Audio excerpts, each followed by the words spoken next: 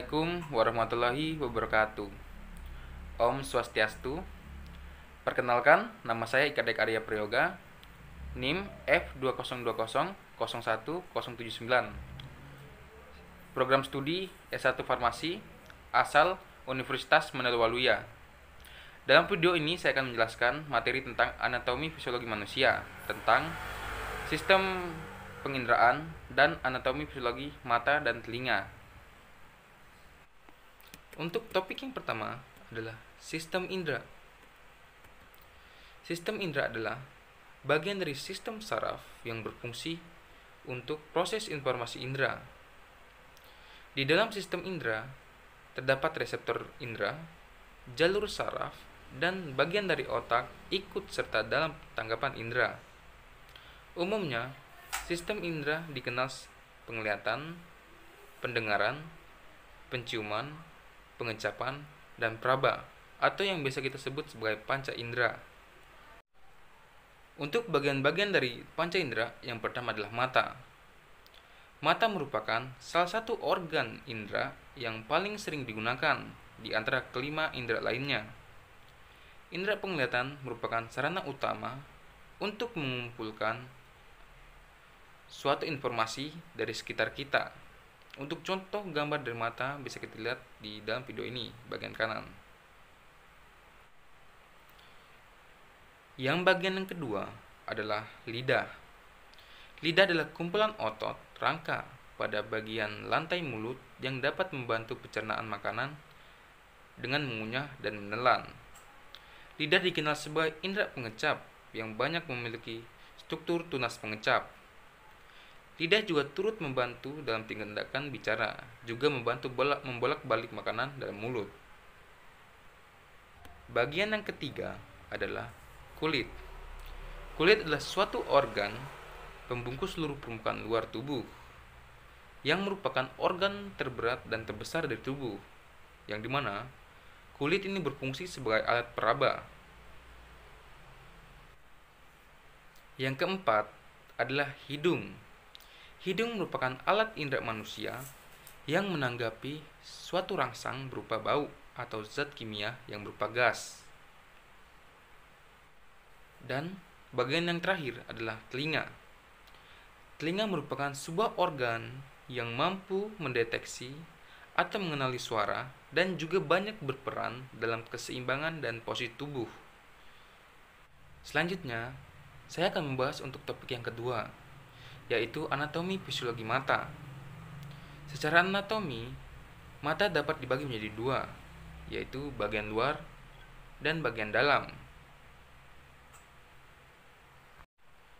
Untuk bagian yang luar, terdapat bulu mata, yaitu sekumpulan bulu atau rambut yang terletak di atas maupun bawah kelopak mata,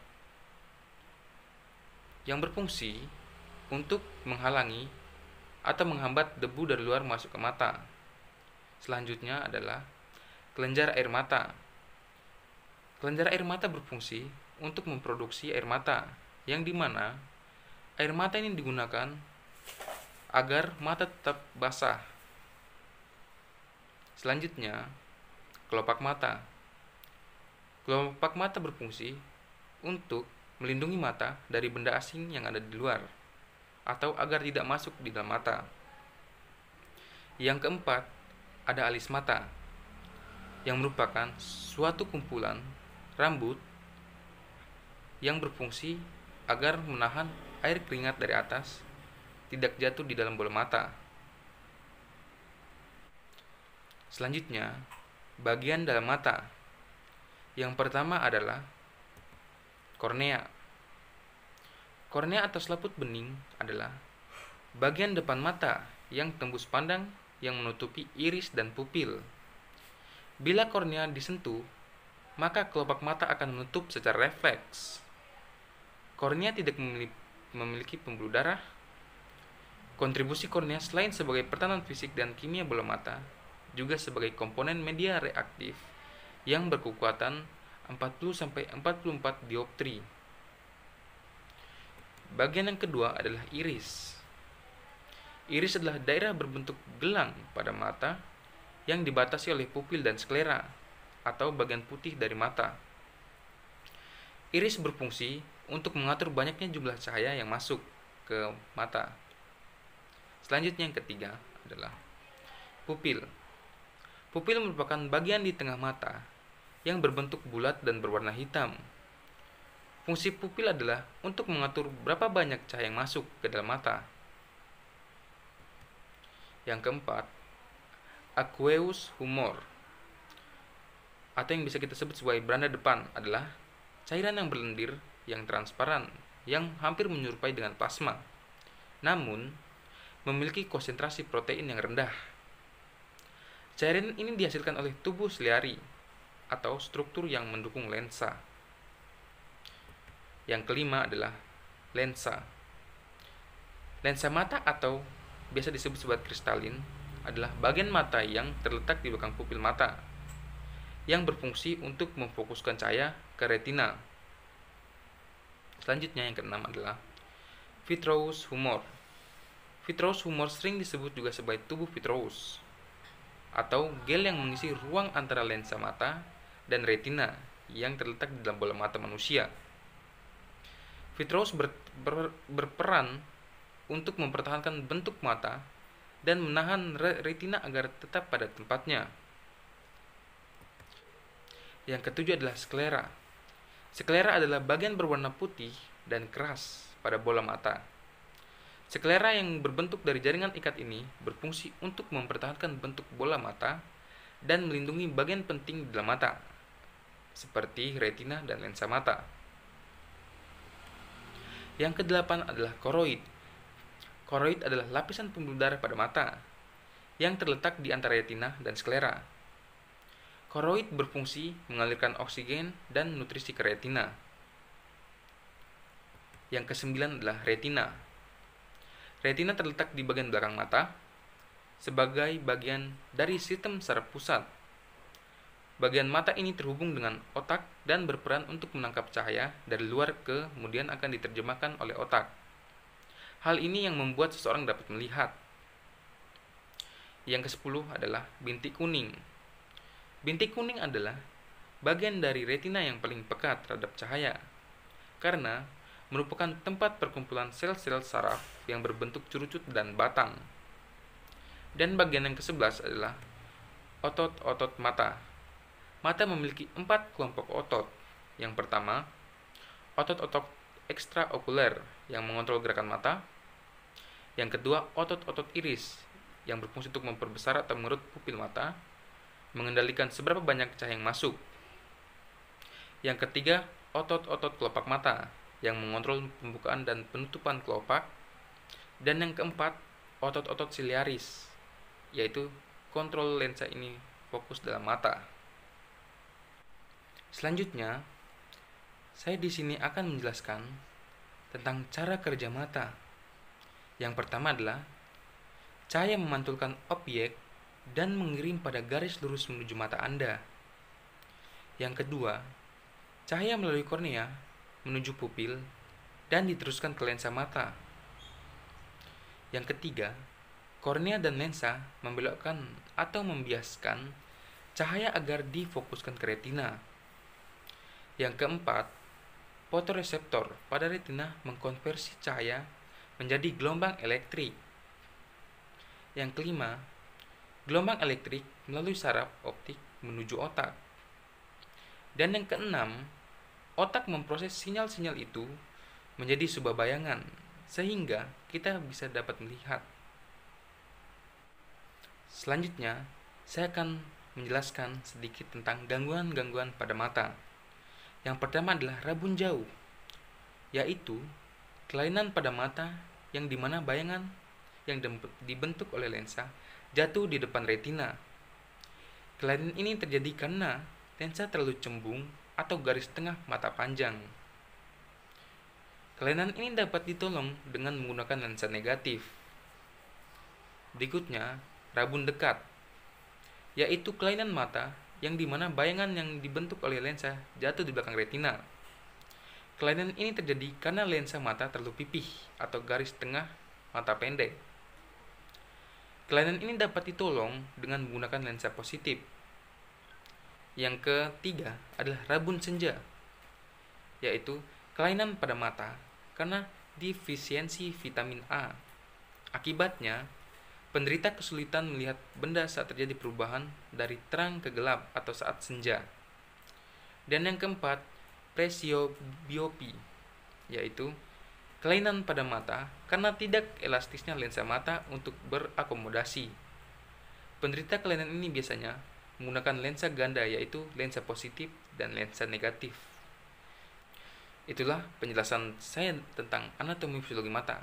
Selanjutnya, kita pindah di anatomi fisiologi telinga. Sekarang, saya akan membahas tentang topik yang ketiga, yaitu anatomi fisiologi telinga. Telinga dapat dibedakan menjadi tiga, yaitu telinga bagian luar, telinga bagian tengah, dan telinga bagian dalam.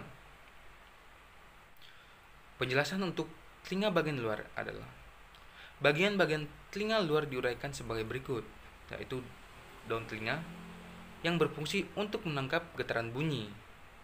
Bentuk daun telinga seperti corong yang siap menampung bunyi yang datang. Yang kedua adalah membran timpani, yang merupakan selaput tipis yang membatasi liang telinga dengan telinga bagian tengah. Yang ketiga, saluran telinga luar, yang berfungsi sebagai jalan masuk bunyi ke bagian telinga berikutnya. Selanjutnya, saya akan membahas telinga bagian tengah. Yang pertama adalah membran timpani. Membran timpani berbentuk tipis dan semi-transparan, yang memisahkan telinga luar dengan telinga tengah, yang terdiri dari pars flaccida dan pars tensa. Ada 3 saraf sensori pada membran timpani, yaitu saraf auriculotemporal, saraf Arnold, dan cabang saraf timpani. Pada permukaan dalam membran timpani terdapat rantai tulang yang bergerak yang disebut ossicles, yaitu malleus, incus, dan stapes. Bagian yang kedua adalah saluran eustachius.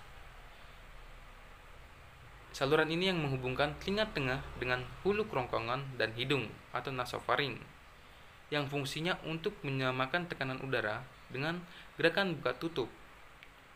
Otot penting yang terdapat di telinga tengah meliputi otot stapedius dan tendon tensor tympani. Yang ketiga adalah tulang pendengaran.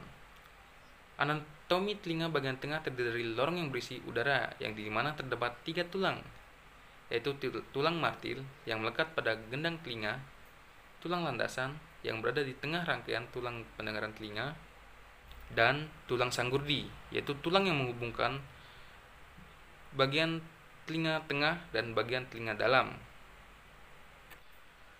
Selanjutnya, saya akan menjelaskan telinga bagian dalam. Yang pertama, tulang labirin. Labirin tulang terdiri atas 3 komponen, yaitu kanalis semicircularis, vestibulum, dan koklea tulang. Labirin tulang ini di sebelah luar berbatasan dengan endothelium, sedangkan di bagian dalam dipisahkan dari labirin membranacea yang terdapat di dalam labirin tulang oleh ruang perilimf yang berisi cairan endolimf. Selanjutnya, koklea. Alat ini bekerja dengan cara mengirimkan impuls dari koklea langsung ke saraf pendengaran, yang kemudian akan membawa sinyal suara ke otak. Dalam proses mendengar, koklea atau biasa disebut organ rumah siput berfungsi mengambil getaran suara dan mengirimnya ke otak melalui saraf pendengaran. Selanjutnya, saya akan menjelaskan bagaimana caranya telinga bekerja. Yang pertama adalah daun telinga menangkap gelombang bunyi dari luar, kemudian diteruskan ke bagian telinga selanjutnya. Gelombang bunyi dari telinga luar diubah menjadi getaran. Getaran diperkuat dan diteruskan ke bagian telinga dalam untuk diubah menjadi impuls saraf. Impuls saraf diteruskan ke otak sehingga kita merasakan sensasi mendengar dan mengerti maksud dari suara tersebut.